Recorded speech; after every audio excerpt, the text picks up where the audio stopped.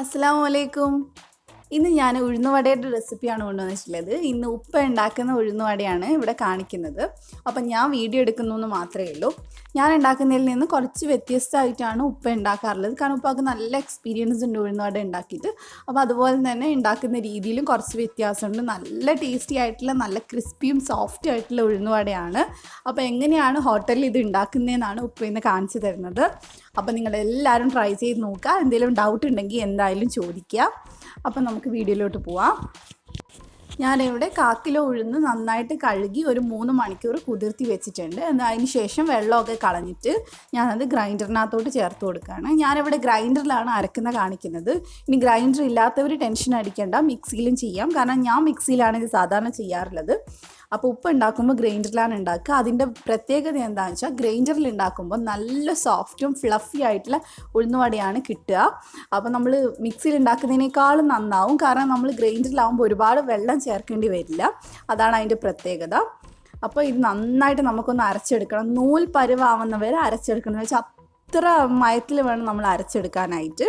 ഒട്ടും തന്നെ തരി ഉണ്ടാവാൻ പാടില്ല. വളരെ കുറച്ച് വെള്ളമാണ് നമ്മൾ ഗ്രൈൻഡറിൽ ഒഴിക്കുന്നത്. ഒരു 1/4 കപ്പ് പോലും ഒഴിക്കേണ്ട ആവശ്യമില്ല. അപ്പോൾ അഥവാ ഗ്രൈൻഡറിൽ ഇല്ലാത്തവരാണെങ്കിൽ മിക്സിയിൽ കുറച്ചായിട്ട് ചെറിയ മിക്സീൻ്റെ ജാറിൽ അരച്ചെടുത്താൽ മതി. അപ്പോൾ ആവശ്യമുണ്ടെങ്കിൽ മാത്രം വെള്ളം ഒഴിക്കുക, ആവശ്യമില്ലെങ്കിൽ ഒഴിക്കുകയും ചെയ്യരുത്. അങ്ങനെ വേണം അരച്ചെടുക്കാൻ. മിക്സിയിലാവുമ്പോൾ ഞാൻ സാധാരണ അരക്കുന്ന സമയത്ത് 1 സ്പൂണൊക്കെ വെള്ളം ചേർത്തിട്ടാണ് ഓരോ ബാച്ചായിട്ട് അരച്ചെടുക്കാറുള്ളത്. അപ്പോൾ അതുപോലെ അരച്ചെടുത്താൽ മതി. ഇപ്പോൾ ഇതെല്ലാം നന്നായിട്ട് അരച്ചെടുത്തിട്ടുണ്ട്. നല്ല പേസ്റ്റ് പോലെ അരയണം. എത്രത്തോളം നന്നായിട്ട് അരയുന്നു അത്രയും നല്ലതാണ്.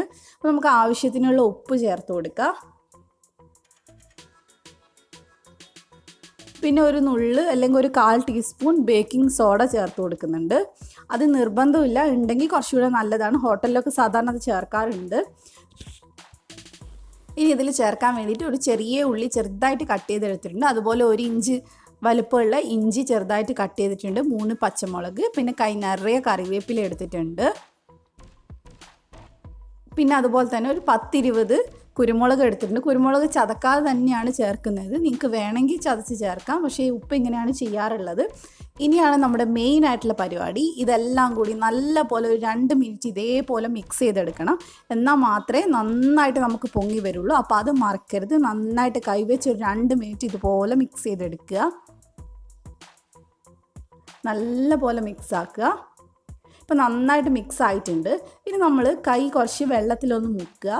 അതിന് ശേഷം ഇതിൽ നിന്ന് ഒരു ചെറിയ ഉരുളയെടുത്ത് കയ്യിലിട്ട് ഒന്ന് ജസ്റ്റ് ഒന്ന് ഉരുട്ടിയെടുക്കുക. അതിനുശേഷം തള്ളവിരൽ വെച്ച് നടുക്കി ഇതുപോലെ ഒരു ഹോൾ ഉണ്ടാക്കി കൊടുക്കുക. ഉപ്പാക്ക് നല്ല എക്സ്പീരിയൻസ് ആയതുകൊണ്ട് തന്നെ പെട്ടെന്ന് അത് ചെയ്യാനറിയാം. അപ്പോൾ ആദ്യമായിട്ട് ചെയ്യുന്നവരാണെങ്കിൽ കുറച്ച് ബുദ്ധിമുട്ടായിരിക്കും ചെയ്യാനായിട്ട്. ആദ്യത്തെ തവണയൊന്നും എന്തായാലും നല്ല ഷേപ്പ് കിട്ടില്ല. അപ്പോൾ അടുത്ത കയ്യിൽ കുറച്ച് ഉരുളയാക്കിയിട്ട് ഒന്ന് വെച്ചിട്ട് അവിടെ ഒന്ന് ഹോളാക്കിയിട്ട് എടുത്ത് എണ്ണയിലോട്ട് ഇട്ടാൽ മതി. അല്ലാതെ ആ കയ്യിൽ തന്നെ ചെയ്തെടുക്കാൻ ബുദ്ധിമുട്ടാണ്. ഒന്നും കൂടെ കാണിക്കുക. ഇതുപോലെ മറ്റേ കയ്യിൽ വെള്ളം നനച്ചിട്ട് വെക്കുക. എന്നിട്ട് നടുക്ക് ഹോൾ ഉണ്ടാക്കുക. എന്നിട്ട് അതേപോലെ എണ്ണയിൽ ഇട്ട് കൊടുക്കുക. ഇപ്പോൾ ഉപ്പ് എടുത്തിട്ടുള്ള മാവ് കണ്ടാൽ മനസ്സിലാവും അത്യാവശ്യം ലൂസായിട്ടാണ് ഉള്ളത്. കുറേ ടൈറ്റ് ആയിട്ടല്ല. എത്രത്തോളം ടൈറ്റ് ആവുന്നത് അത്രയും ഹാർഡായി മാറും നമ്മുടെ വട. അപ്പം നല്ല ലൂസിൽ വേണം നമ്മളത് വടയാക്കി എടുക്കാനായിട്ടെന്നാണ് ഉപ്പ പറഞ്ഞിട്ടുള്ളത്. അപ്പോഴാണ് നല്ല സോഫ്റ്റ് ആയിട്ട് ഉണ്ടാവുക.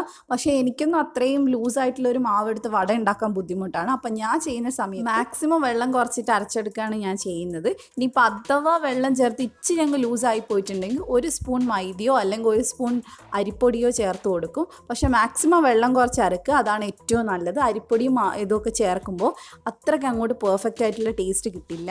അപ്പോൾ ഫസ്റ്റ് ടൈം ചെയ്യുന്നവർക്ക് വേണ്ടി മാത്രമാണ് ഞാനത് പറഞ്ഞത്. മാക്സിമം ഒന്നും എക്സ്ട്രാ ചേർക്കാതെ ഉണ്ടാക്കുന്നതാണ് നല്ലത്. അപ്പോൾ മിക്സിയിൽ അരക്കുന്ന സമയത്ത് വെള്ളത്തിൻ്റെ അളവ് കൂടാതെ ശ്രദ്ധിക്കുക.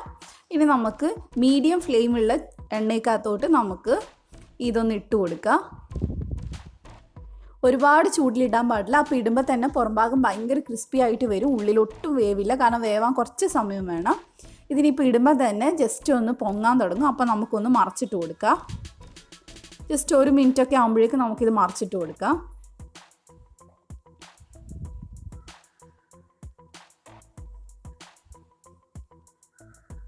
നമുക്ക് അടുത്തതും അതേപോലെ തന്നെ ഇട്ട് കൊടുക്കുക.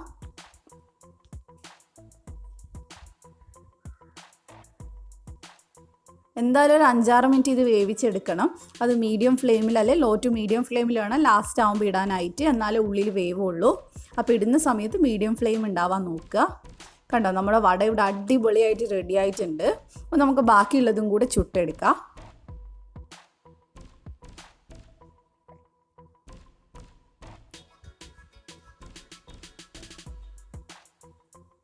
ഉപ്പ പെട്ടെന്നാണ് ചെയ്തെടുക്കുന്നത്. കാരണം നല്ല എക്സ്പീരിയൻസ് ആണ്. എണ്ണയിലോട്ട് ഇടുന്ന കണ്ടാൽ തന്നെ നിങ്ങൾക്ക് മനസ്സിലാവും നല്ല എക്സ്പീരിയൻസുള്ള ആളാണ്. അപ്പോൾ അത്രയും ലൂസായിട്ടുള്ള മാവിലാണ് ഉപ്പ ഇത് ചെയ്യുന്നത്. അതുകൊണ്ടാണ് ഞാൻ പറഞ്ഞിട്ടുള്ളത് നമുക്ക് ചെയ്യാൻ കുറച്ച് ബുദ്ധിമുട്ടായിരിക്കും. അപ്പോൾ അങ്ങനെയുള്ളവർ മാത്രം ഒന്നുകിൽ കുറച്ച് ടൈറ്റിൽ അരക്കുക, അല്ലെങ്കിൽ ലൂസായി പോയിട്ടുണ്ടെങ്കിൽ മാത്രം 1 സ്പൂണോ അല്ലെങ്കിൽ 1.5 സ്പൂണോ മൈദയോ അല്ല അരിപ്പൊടിയോ ചേർക്കുക. പക്ഷെ അങ്ങനെ ചേർത്ത് കഴിഞ്ഞാൽ ഈ കിട്ടുന്ന അത്രയും ടേസ്റ്റ് ഉണ്ടാവില്ല ചൂടാറുന്ന സമയത്ത്. അപ്പോൾ അത് പ്രത്യേകം ശ്രദ്ധിക്കണം. ഇപ്പോൾ ഞാൻ എല്ലാം ചുട്ടെടുത്തിട്ടുണ്ട്. ഞാൻ കാണിച്ചു തരാം ഇതൊന്ന് കട്ട് ചെയ്തിട്ട്. നല്ല ക്രിസ്പി ആയിട്ടാണുള്ളത്. പുറംഭാഗം നമ്മൾ കടയിൽ നിന്ന് വാങ്ങിക്കുന്ന അതുപോലെ തന്നെയാണ്. ഉൾഭാഗമാണെങ്കിൽ നല്ല സോഫ്റ്റാണ്. ഇങ്ങനെയാണ് നമുക്ക് വട കിട്ടേണ്ടത്. പുറം ശരിക്കും തരിതരിയായിട്ട് നല്ല ക്രിസ്പി ആയിട്ടാണ് ഉണ്ടാവുക. നല്ല ചമ്മന്തിയൊക്കെ കൂട്ടി കഴിക്കാൻ അടിപൊളിയാണ്. അപ്പോൾ എല്ലാവരും ട്രൈ ചെയ്ത് നോക്കുക. നിങ്ങൾക്ക് എന്തായാലും ഉണ്ടാക്കാൻ പറ്റും. ഡൗട്ട് എന്തുണ്ടെങ്കിലും എൻ്റെ അടുത്ത് ചോദിച്ചിട്ട് മാത്രം ട്രൈ ചെയ്യുക. 1-2 കാര്യങ്ങൾ ശ്രദ്ധിച്ചാൽ തന്നെ നല്ല വട എല്ലാവർക്കും ഉണ്ടാക്കാൻ പറ്റും. കാരണം വട ഉണ്ടാക്കാൻ എല്ലാവരും ബുദ്ധിമുട്ടാണെന്ന് പറഞ്ഞുകൊണ്ടാണ് ഞാൻ 1-2 കാര്യം റിപ്പീറ്റ് ചെയ്ത് പറയുന്നത്. അപ്പോൾ അരക്കുന്ന സമയത്ത് മാക്സിമം വെള്ളം കുറച്ചിട്ട് തന്നെ അരക്കാൻ നോക്കുക. ഫസ്റ്റ് ടൈം ഉണ്ടാക്കുന്നവരോടാണ് ഞാനിത് പറയുന്നത്. ഇനിയിപ്പോൾ അഥവാ വെള്ളം കൂടിപ്പോയി എന്നാണെങ്കിൽ ഇച്ചിരി മൈദയോ അല്ലെങ്കിൽ അരിപ്പൊടിയോ ചേർക്കാം. അപ്പോൾ മാക്സിമം അതിൻ്റെ അളവ് കുറയ്ക്കാനും നോക്കണം. അപ്പോൾ ഇത്രയേ ഉള്ളൂ. നല്ല ഈസി ആയിട്ട് നമുക്ക് ഉണ്ടാക്കാൻ പറ്റുന്ന ഒരു സ്നാക്കാണ് ഈ വട എന്ന് പറയുന്നത്. എല്ലാവരും ട്രൈ ചെയ്തിട്ട് അഭിപ്രായം പറയാം. നിങ്ങൾക്ക് എൻ്റെ വീഡിയോ ഇഷ്ടപ്പെട്ടിട്ടുണ്ടെങ്കിൽ ലൈക്ക് ചെയ്യുക, ഷെയർ ചെയ്യുക. അതുപോലെ തന്നെ എൻ്റെ ചാനൽ ഇതുവരെയായിട്ട് സബ്സ്ക്രൈബ് ചെയ്തിട്ടില്ലെങ്കിൽ ഒന്ന് സബ്സ്ക്രൈബ് ചെയ്യുക. ഈ വീഡിയോൻ്റെ തൊട്ട് താഴെ സബ്സ്ക്രൈബ് എന്ന് പറഞ്ഞിട്ട് ഒരു റെഡ് കളറിൽ ബട്ടൺ ഉണ്ട്, അതൊന്ന് ക്ലിക്ക് ചെയ്യുക. അപ്പോൾ തൊട്ടടുത്ത് ഒരു ബെല്ലിൻ്റെ പടം വരും. അതുകൂടെ ഒന്ന് ക്ലിക്ക് ചെയ്യുമ്പോൾ അതിൽ 3 ഓപ്ഷൻസ് കാണിക്കും. അതിൽ ഓൾ എന്നുള്ള ഓപ്ഷനിൽ എന്തായാലും ക്ലിക്ക് ചെയ്യുക. എന്നാൽ മാത്രമേ ഞാൻ വീഡിയോസ് ഇടുമ്പോൾ നിങ്ങൾക്ക് കിട്ടുള്ളൂ. അപ്പോൾ ഇനി ഒരുപാട് നല്ല റെസിപ്പീസൊക്കെ ആയിട്ട് നമുക്ക് കാണാം. ഇൻഷാ അല്ലാ. Thank you for watching.